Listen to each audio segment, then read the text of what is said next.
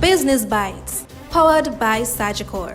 Hello, I'm Andrew Laidley with your Business Bites. Local businesses which were looking to save more due to a reduced asset tax will have to wait a little longer.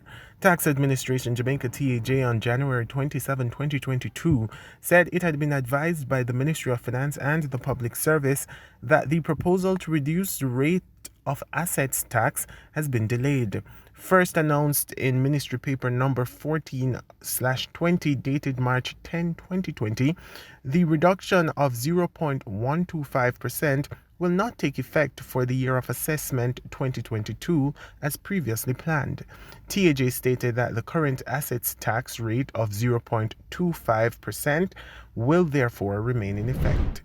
The Jamaican Economy Panel, JEP, is making a public call for the government to consider implementing a tax on sugary food and drinks following its 8th round of discussions focused on the high rate of obesity in Jamaica.